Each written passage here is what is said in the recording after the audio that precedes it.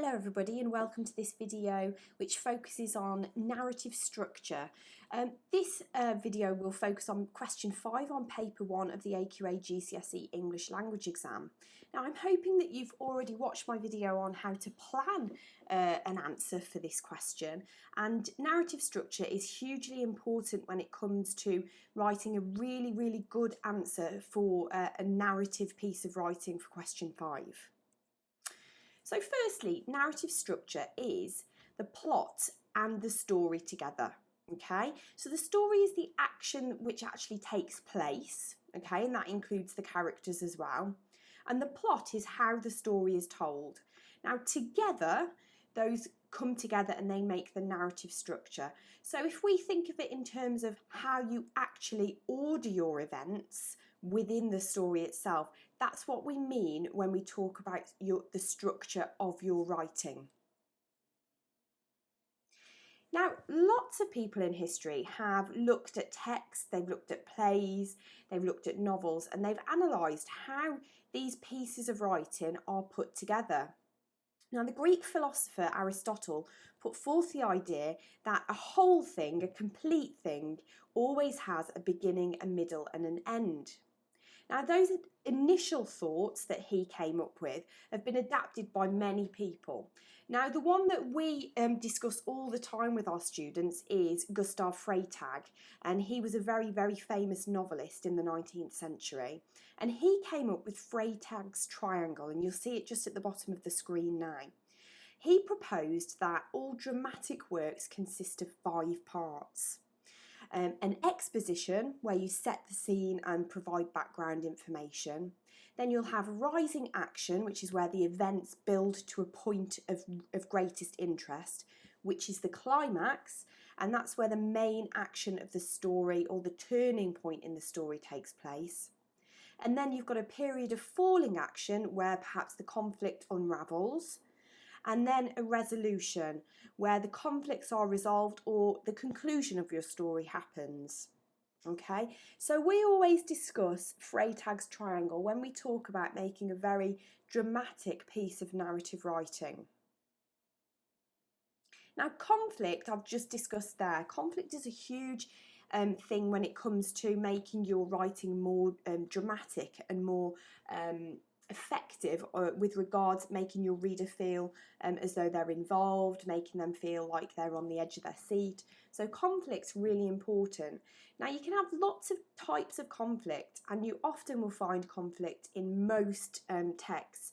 I teach media studies as well, and we do a lot on how conflict is portrayed in various media texts. Now, the types of conflict that you could have within your writing are person versus self, so it could be an inner conflict, a person versus another person, person versus society. You could have person versus machine technology, so you can have like a science fiction story, or person versus nature. Now, Claude Levi-Strauss, very famous anthropologist, said that conflict is organised around binary opposites, and binary opposites are two things that are completely opposite on the scale. So again, if you consider films that you've watched perhaps, you'll often find that there are binary opposites within that film that have a conflict, and they would ultimately follow Freytag's triangle. So often you would have like peace versus war, strong versus weak. So if we take, for example, the Marvel films, any Spider-Man, that's DC, Iron Man, all of those superhero films, you'll always have good versus evil, strong versus weak. Okay, man versus nature perhaps, okay? And those binary opposites create a conflict and make that, that film or that novel more dramatic. So conflict's actually really important when it comes to writing a very dramatic piece of narrative writing. Okay, so in this first part, I'm just going to focus on how you can manipulate time within your piece of narrative writing in order to make your structure more interesting. And then in the second part, I'm going to just briefly go through some interesting endings you can use for your narrative writing as well.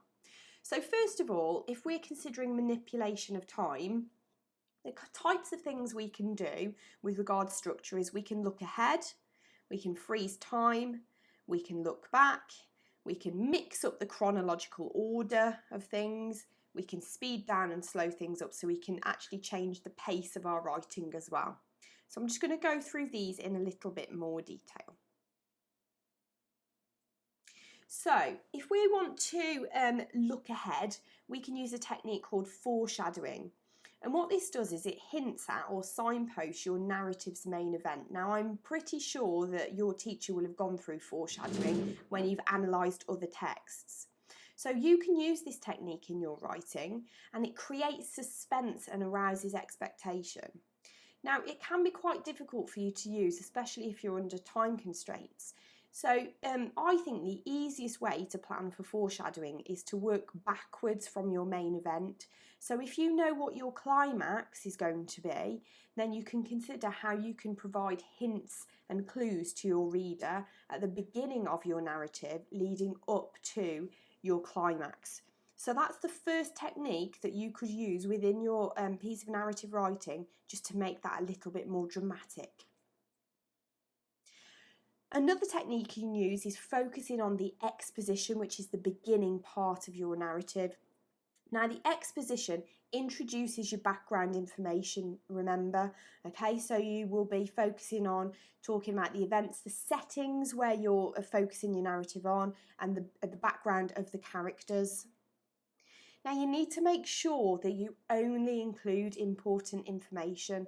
Some students waffle on and on about names, ages, brothers, sisters of characters, when actually we don't really need to know those things in order to push the narrative on, okay? So don't get bogged down with the meaningless details, but you do need to present facts that help your reader understand the context of the story.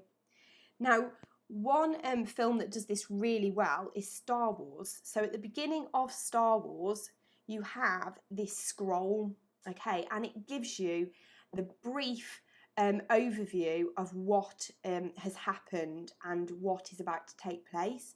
So here we've got, it's a time of uncertainty. Unrest grips the galaxy as the influence of the First Order spreads. So they've mentioned the characters, the main character, where it's set in the galaxy, and they then discuss about the heroic forces of the resistance. So we know that the conflict is between the First Order and the resistance. So they do it very briefly, but they make it clear to the viewer what happens. They're setting the scene very succinctly. So focusing on your exposition is really important because your reader needs to understand the context of your narrative. Flashbacks are things that students often put in their work, but you have to be very careful how you do them, okay? Now you need to make it clear to your reader that you are actually moving back in time.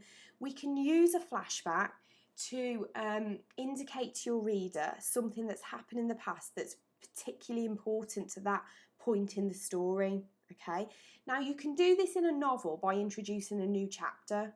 However, in a short story like the one you're going to be writing in the exam, I wouldn't advise breaking it up into chapters. I think perhaps using ellipsis is a very effective way of introducing a flashback, or dashes for dramatic pauses. You could even have perhaps subheadings with times or dates if you were writing in a diary format. You've got to be very careful when you use a flashback, because actually your reader has got to be really clear on the fact that it is a flashback. Changing tense can signal a flashback, so if you want to make it really evident to your reader that it is in the past, then you could change the tense to past tense to make it clear to them that that is the case. Okay, so hopefully your teachers will have talked about linear and non-linear narratives. And obviously I said at the beginning of this video that Aristotle said that every whole thing should have a beginning, a middle and an end. Well, that is still true, but what you can do is you can turn it on its head. So you can actually start your narrative at the end with a flashback and then move forwards. You could start in the middle of your story where the climax of your story is, so you could actually go straight in with your action, pause the action, and then explain how you got to that point, okay? Go back to the beginning and then zoom to the end. So actually you can play about with shifting the main part, so shifting your climax, shifting the exposition, shifting the falling and rising action.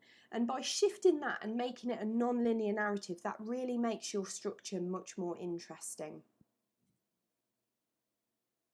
Okay, so I spoke about pace. So we always say to our students that make sure you show, not tell, okay? So your reader doesn't want to be told everything about your character. They want to figure it out as they go.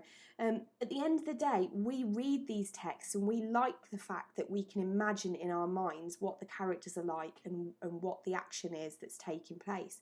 So showing, not telling, is particularly effective at really engaging your reader in that imaginative process, okay?